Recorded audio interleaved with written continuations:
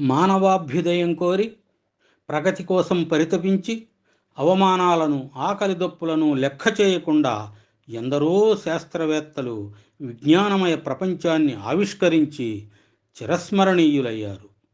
సైన్సులో మౌలిక ఆవిష్కరణలు సాధించడానికి కఠోర తపస్సు కావాలి, ఋషితుల్యత అలవడాలి. ఆ విధంగా కఠోర తపస్సు గావించి అష్టకష్టాలు అనుభవించి రేడియం కనిపెట్టి భౌతిక రసాయన శాస్త్రాలు కొత్త పుంతలు తొక్కేలా చేసింది మేరీ క్యూరీ. ఎన్నో ఆటుపోట్లను ఎదుర్కొని విజ్ఞాన ప్రపంచంలో చిరకాలం నిలిచిపోయే స్థానం సంపాదించిందామె. పాడుబడిన షెడ్డులో సరిగా కనిపించని వెలుతురులో ప్రయోగాలు చేసింది. ఎన్నో చీకటి రాత్రులు గడిపి ప్రపంచానికి వెలుగులు పంచింది. క్యాన్సర్ వ్యాధిని నయం చేయడం మేరీ క్యూరీ కనిపెట్టిన రేడియం వల్లే సాధ్యమైంది. రేడియంపై పేటెంట్ హక్కులు తీసుకుంటే ఆమె ఇంట్లో ధనాగారం వెలిసేది. కానీ ఆమెకు కావలసింది అది కాదు. మానవాళి తన పరిశోధనలు ప్రయోగాలతో ప్రయోజనం పొందడమే ఆమె ఆకాంక్ష.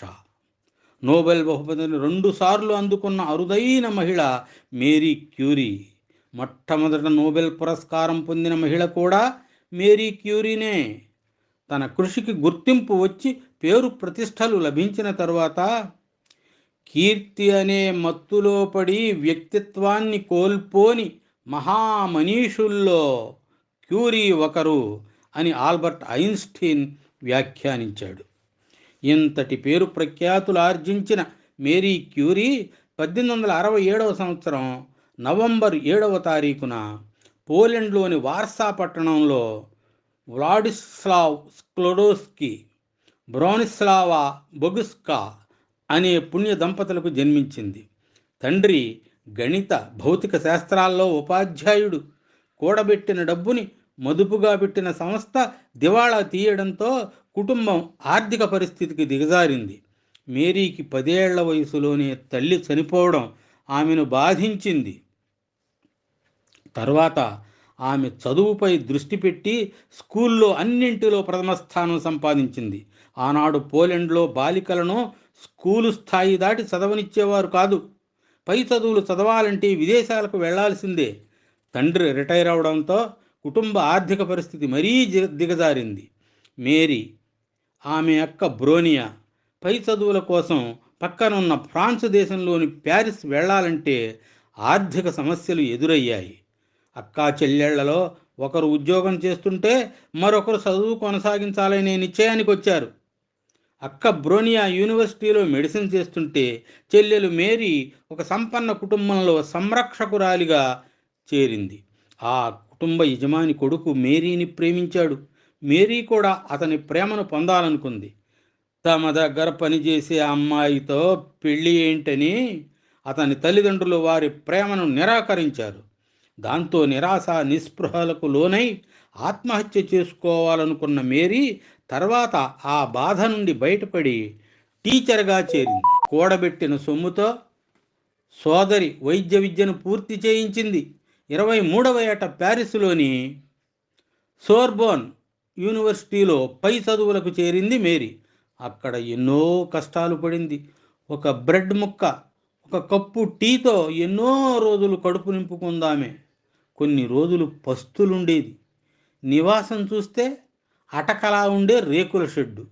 ఇన్ని ఇబ్బందులు ఎదుర్కొంటూనే భౌతిక, గణిత, రసాయన, ఖగోళ శాస్త్రాల్ని అధ్యయనం చేసింది మేరీ. ఫిజిక్స్, మ్యాథ్స్లో మాస్టర్ డిగ్రీలు సంపాదించింది. 1895 సంవత్సరంలో యువ శాస్త్రవేత్త పియరీ క్యూరీతో మేరీకి వివాహమైన తరువాత ఆమె మేరీ క్యూరీ అయ్యింది. తరువాత ఇరువురు కలిసి అనేక అంశాలపై పరిశోధనలు చేయడం ప్రారంభించారు. ఫ్రాన్స్లో హెన్రీ బెకరెల్ అనే ఫిజిక్స్ ప్రొఫెసర్ పిచ్ బ్లెండ్ అనే ఒక సంక్లిష్ట ఖనిజంపై పరిశోధనలు చేసి దానిలో యురేనియం ఉందని నిరూపించాడు. క్యూరీ దంపతులు కూడా పిచ్ బ్లెండ్తో పరిశోధనలు చేశారు. యురేనియం కన్నా మరింత సామర్థ్యం గల రేడియో ధార్మిక వికిరణాలని వెలువరించే బిస్మత్ను పిచ్ బ్లెండ్ నుంచి వేరు చేశారు. ఇంకా బిస్మత్ సమ్మేళనంలో మరేదో రేడియో ధార్మిక మూలకం ఉంటుందనుకున్నారు. మేరీ క్యూరీ న్యూమోనియాతో బాధపడుతూనే ఆ మూలకాన్వేషణ కోసం పరిశోధనలు చేసింది.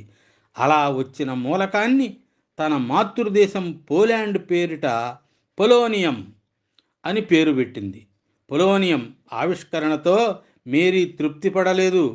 పిచ్ బ్లెండ్ శుద్ధీకరణ, స్ఫటికీకరణల ద్వారా అతి శక్తివంతమైన రేడియో ధార్మిక మూలకాన్ని వేరు చేసింది.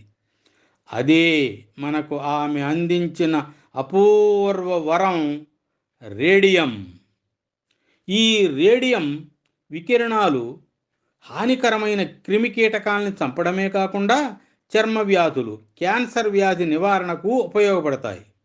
ఈ మూలకాల ఆవిష్కరణకు గాను బెకరల్ మరియు క్యూరీ దంపతులకు సంయుక్తంగా భౌతిక శాస్త్రంలో 1903 సంవత్సరంలో నోబెల్ బహుమతి లభించింది. అప్పటికి మేరీ క్యూరీ వయస్సు 36 ఏళ్లే. తర్వాత పియరీ క్యూరీ సోర్బోన్ యూనివర్సిటీలో ప్రొఫెసర్గా చేరాడు. 1906 సంవత్సరం ఏప్రిల్ 19న యూనివర్సిటీలో ఒక మీటింగ్కు హాజరై పియరీ క్యూరీ వస్తుండగా రోడ్డు ప్రమాదంలో మరణించాడు. 39 ఏళ్ల వయస్సులోనే ప్రాప్తించిన వైధవ్యంతో మేరీ కృంగిపోకుండా దుఃఖాన్ని అధిగమించడానికి ఎక్కువ కాలం పరిశోధనల్లో గడిపింది. తరువాత ఆమె తన భర్త స్థానంలో ప్రొఫెసర్గా చేరింది. అది చూసి ఓర్వలేని కొందరు శాస్త్రవేత్తలు అసలు రేడియో ధార్మిక పరిశోధనల్లో మేరీ క్యూరీ అంతగా పాల్గొలేదని ప్రచారం మొదలుపెట్టారు. అది నిజంగాదని నిరూపిస్తూ మేరీ క్యూరీ రేడియం క్లోరైడ్ ద్రవం గుండా విద్యుత్ శక్తిని ప్రసరింపజేసి స్వచ్ఛమైన రేడియంను ఉత్పన్నం చేసింది. ఈ ఆవిష్కరణకు గాను రెండోసారి నోబెల్ బహుమతి మేరీ క్యూరీకి 1911లో రసాయన శాస్త్రంలో లభించింది. ఇది ప్రపంచంలోని అరుదైన సంఘటన. ఇటువంటి ఆవిష్కరణలతో మానవాళికి ఉపయోగం కలిగించడమే కాకుండా మొదటి ప్రపంచ యుద్ధంలో ఎక్స్రే యూనిట్లను ఏర్పాటు చేసి ఎంతోమంది ప్రాణాలను రక్షించింది మేరీ క్యూరీ.